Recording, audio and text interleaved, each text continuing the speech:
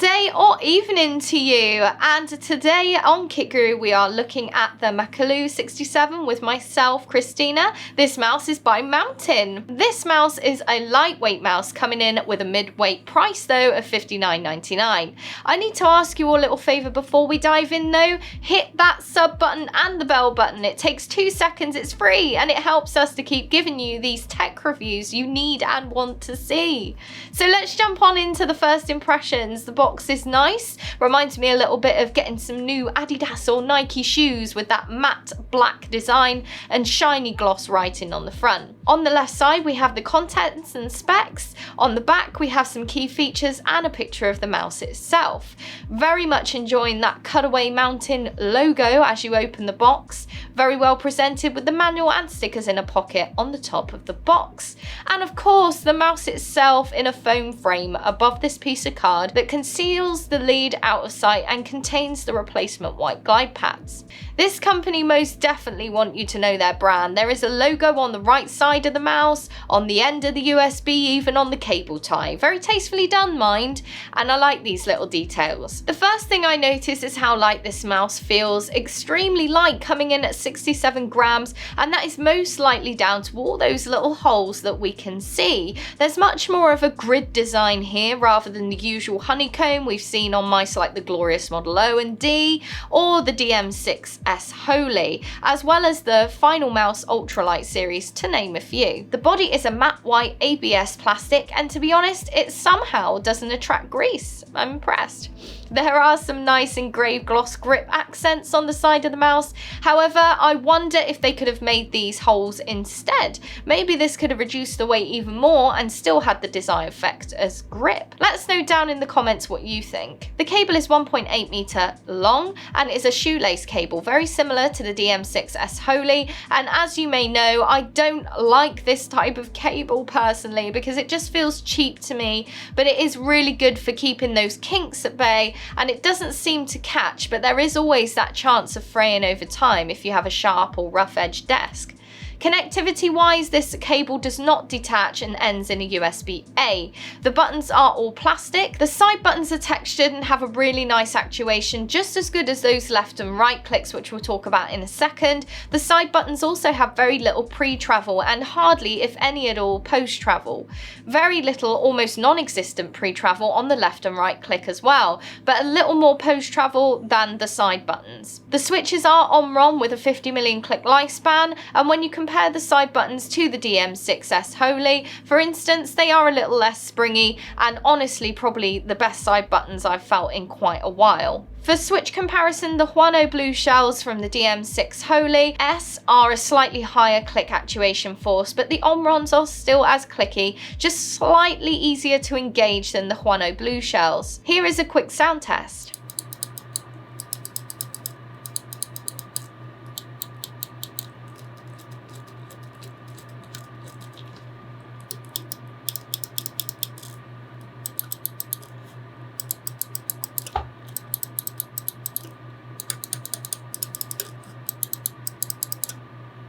There is also a DPI button with some nice white LEDs that shows you what stage that you're on, and this mouse has 5 onboard profiles to choose from. It is a shame that you cannot change up and down in level, it's just toggling kind of around in a circle. I always seem to go too far with this kind of process and press it by accident and have to go all the way back around again to get the setting that I want, so it's a little frustrating, but just preference. The scroll wheel is a really nice design. It's almost as if that rubber is stretched over the underneath wheel, which shows those little ridges through for grip. The wheel also has really well defined increments, and you can easily scroll with precision without it being too heavy and feeling like you have to put a lot of effort into it to get it to move. Also, the wheel doesn't move when you click down to use the mouse wheel click, which is great, as I often find when I'm gaming and stuff under pressure, I click and scroll at the same time, which is kind of annoying. Underneath we have got those 100% PTFE white glide pads as mentioned earlier, which are nice and big, and this does help with the glide. Being a lightweight mouse, it's expected expected to be able to whip around that mouse map really quickly on a low DPI,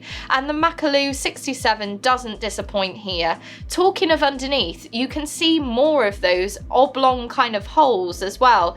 The sensor is here with some information, and whilst we're talking about the sensor, it is a Pixar PAW3370, so I thought I would do a lift-off distance comparison between the Pixar PAW3370 on the Makalu 67 and the PMW3389 on the DM6 Holy S from Dream Machines by putting one disc at the top of the mouse and one on the bottom to leave the sensor exposed to the underneath mouse map. First just starting with one disc on each end and then trying two on each end. So the first lift-off distance test was for the Makalu 67. I selected low on the software and it would not even read on one disc height. I tried putting it to high and it registered on top of one disc height but not two disc heights. So second, the lift-off distance test for the DM6 Holy S, I chose the lowest setting again and the DM6 Holy S just about read on one disc. On the mid setting it read on one disc height, and on the highest setting it will read only on one disc height. It does state that the lift-off distance is between 1 and 2 millimeters, and I would say this is pretty accurate for the Makalu 67.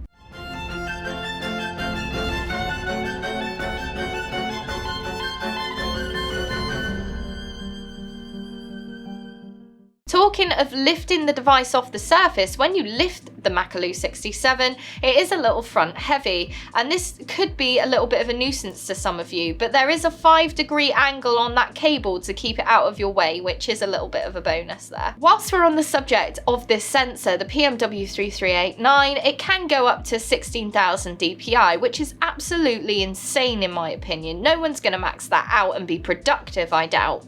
On the PAW3370, it goes up to a maximum of 19,000. So I'll let you decide if that is something that you would use. Let me know down in the comments. I'd be interested to hear your side of it. The polling rate on the PAW3370 is 1000 Hz, which is the same as the PMW3389, and also the acceleration of both the PMW3389 and the PAW3370 is 50 Gs. To be honest, there really isn't a huge difference here. So let's move on to look at how the Makalu 67 feels when in use. The shape of the body is similar to my own mouse, the Razer Basilisk version 2, except it has a slightly wider back end, rounded off top, slightly higher mid-body hump, and no thumb rest. I said similar, not exact. It feels very similar in the hand, and that slightly higher hump means that a thumb rest isn't needed.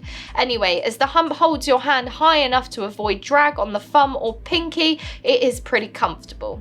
The buttons are not concaved at all on the left and right click, so you can find your fingers moving off centre of gravity occasionally. Nothing to really complain about, but just not as much stability as if it had those concaves. So grip style, I predominantly use fingertip grip, and this does leave your hand quite far off the back end of the mouse, and it's almost impossible to reach those side buttons. My hands are pretty small, hands are around 6.5 inches. This could be better or worse if you had bigger hands, as you may be able to use the side buttons easier, but you would also have more hand hanging off the back of the mouse. Palm grip is similar, but a little bit better because your hand is further forward and the mouse accommodates a lot better for that position, and it's also easier to use those side buttons. This also goes for claw grip too. It does state on the website that the Makalu 67 is actually made for claw and palm grip, and I would totally agree with this. Also, on a side note, I always feel that holes in a mouse makes my hand feel kind of odd. It's almost slightly abrasive to me, but that may be due to the fact that I'm way more used to a solid mouse shell. Let me know down in the comments if you kind of know what I mean. I thought I would just mention durability. With all those holes, you might think that there'd be some sort of compromise here and you might get some flex. Well, that's a big fat nope. This thing is as strong as an ox. There is no flex when pressing down on the top of the mouse or the sides, and none of the buttons engage when pressing the sides or top. I thought I would compare the rigidity of the Makalu 67 to two other Holy mice, the DM6 Holy S and the SteelSeries Aerox 3. The rigidity Functionality is the same on both the DM6 Holy S and the Makalu, but the DM6 Holy falls slightly short, as when you press with your finger on the top and thumb on the bottom, you can engage the click. Other than that though, these mice seem pretty tough with no flex anywhere else. So how did it work out with gaming? I chose Call of Duty Modern Warfare, and this is what I test all my mice with because it's a level playing field and they all get tested the same, and I feel that it's the best way to test the response and how comfortable the mouse is. So I use my mouse on between 15 and 1800 DPI, and I don't really throw my hand around very much around the mouse mat as some people probably do when they're on a lower DPI like myself. So you would think that a lightweight mouse would be better for me. I'm so much more used to a heavier mouse and it's never really hindered me, but it will be interesting to see how I fare with this much lighter mouse that is almost half the weight of my own mouse, the Razer Basilisk version 2. To be honest, for me, it didn't make an awful lot of difference, but that isn't a bad thing. I have had my mouse for a long time, and the fact that I could jump on with this one and there was little to no adjustment needed to this new mouse is pretty good, to be honest. Also, I must mention it was really accurate, no jitter or any kind of lag, so a big thumbs up from me. So let's talk about software. First of all, rule number one, make sure you have the most up-to-date version of the software. On the first screen, you can create different profiles here and sync these below settings to all profiles if you wish. You can change DPI sensitivity, click speed and button response time, as well as angle snapping and lift-off distance. If you wish, you can reset to factory settings here as well. Next is the lighting tab, and you have 3 inbuilt presets to choose from and customize here: static, color wave and breathing, and obviously custom. You may have realized I've not really mentioned RGB on this mouse yet, and that is because it is slightly different to some of the other mice's RGB we have seen in the past. There are 8 independent LEDs around this mouse wheel and DPI button here, and you can change each color to your preference, which is pretty cool. Thankfully, you cannot see those gaps between these LEDs, and there is a soft continuous light that lights up the whole oval shape here. The LEDs are also super bright. Even with our studio lights, they're pretty vivid. You can also change these options by holding the top left button on the mouse and clicking the scroll wheel. Next on the software, we have the key bindings. It is interesting to see that you can reprogram the left click, as without it, obviously you can't operate your computer. However, they have thought of this, and a handy little warning does pop up to warn you before you rebind.